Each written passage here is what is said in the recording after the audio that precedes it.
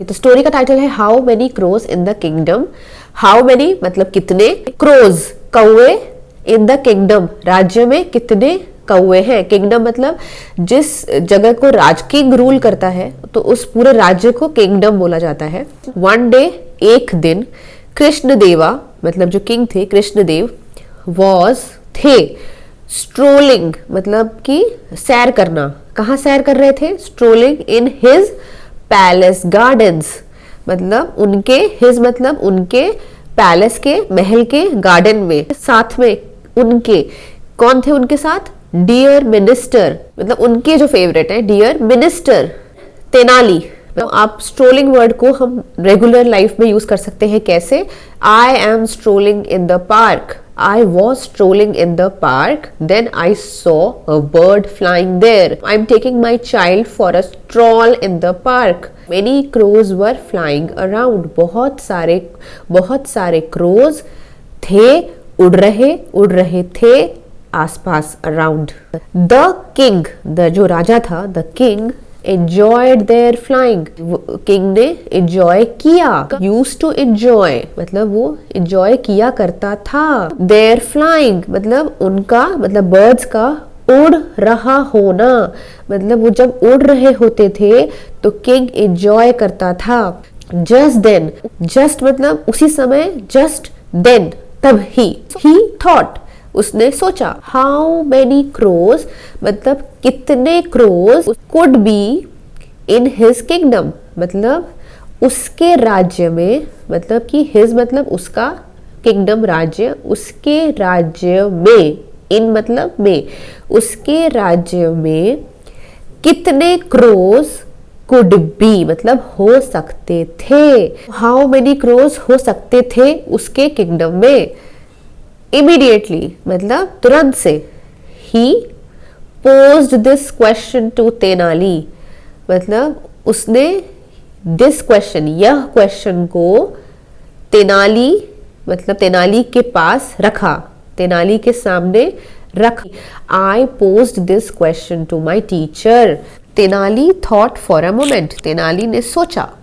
For a moment एक घड़ी के लिए मतलब एक पल के लिए उसने सोचा। तो मोमेंट क्या होता है? पल। I want to live this moment मतलब मुझे इस पल को जीना है, मतलब कुछ अच्छा हो रहा होता है हमारे साथ तो हम बोलते हैं I want to live this moment. And then said और तब बोला। They are 95,463 crows in your kingdom. मान लीजिए क्लास में चिल्ड्रन की बात हो रही है, मैंने अगर ऑलरेडी पूछा है कि how many children are there in the class, तब आप बोल सकते हैं कि दे आर मतलब चिल्ड्रन की जगह पर हमने प्रोनाउन यूज किया है दे आर 15। बस खत्म, ये सेंटेंस आपका यहाँ पर फिनिश हो गया।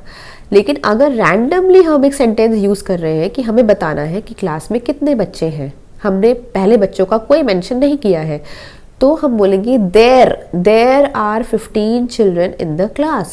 ठीक है, तो यहाँ पर ऑलरेडी क्रोज मेंशन्ड है इसीलिए यहाँ पे दे वर्ड यूज किया, लेकिन फिर से यहाँ पे क्रोज को यूज किया गया है, उसकी जरूरत नहीं है। देयर आर इतना birds crows in your kingdom, आपके राज्य में इतने क्रोज हैं। योर हाइनेस मतलब एज अ रिस्पेक्ट हम किंग को बोलते हैं your highness. So how do you know that for sure? The king asked. King राजा ने पूछा। क्या पूछा? How do you know, how मतलब कैसे, डू यू नो कैसे तुम्हें पता है, तुम्हें पता है, तुम्हें पता है कैसे। दैट मतलब ये जो नंबर तुमने बताया, दैट। फॉर श्योर मतलब इतने कंफर्म से, इतने श्योरिटी से तुम्हें कैसे पता है ये। You can get them counted मतलब आप काउंट उनको, मतलब देम मतलब बर्ड्स को काउंट करवा सकते हैं। Can get them counted. अगर मुझे बोलना होता कि आप काउंट कर सकते हैं तो you can count them, but यहाँ पे गेट देम काउंटेड मतलब कि आपको किसी थर्ड पर्सन से करवाना है काम को। Now the king again said, king ने फिर से बोला। अगर कोई नंबर है 5 और हम 4 लिखा हुआ है तो हम बोलते हैं 4 इज लेस देन 5, 4 5 से कम है। तो अगर यहाँ पर होंगे विल बी मतलब होंगे, लेस देन दैट मतलब उससे कम होंगे, तब क्या होगा। तो तेनाली ने जवाब दिया, रिप्लाइड, तुरंत से जवाब दिया, इमीडिएटली। दैट मीन्स इसका मतलब है, दैट इसका मीन्स मतलब, दैट की, द रेस्ट ऑफ देम मतलब बाकी के, बर्ड्स जो कम है, हैव गॉन मतलब जा चुकना मतलब जा चुके हैं, have already gone, on vacation मतलब छुट्टियों पे जा चुके हैं। कहाँ गए हैं, टू सम नेबरिंग किंगडम्स मतलब टू सम कुछ पड़ोसी, नेबरिंग मतलब पड़ोसी राज्य में। किंग ने पूछा कि अगर बर्ड उससे कम हुए तो तेनाली ने बहुत स्मार्टली आंसर किया कि इसका मतलब है कि बाकी के जो बर्ड्स कम पड़ गए हैं वो बर्ड्स चले गए हैं वेकेशन पे दूसरे राज्य में। और अगर देयर वर मतलब मोर देन दैट देन मतलब अगर यहाँ पर उससे ज्यादा होते तो, मतलब अगर हम बर्ड्स काउंट करते हैं और आपने जो नंबर बताया है उससे ज्यादा होते तो, मोर देन दैट देन तब क्या होता, तब इट मीन्स मतलब तब उसका मतलब है, उसका इट मतलब कि दूसरे क्रोज, अदर क्रोज मतलब दूसरे crows are visiting your kingdom मतलब अगर मेरे बताए हुए से ज्यादा क्रोज आपको काउंट हो जाते हैं, आपके किंगडम को विजिट कर रहे हैं। So this vacation I will be visiting my nannies place, visit करने वाला हूँ।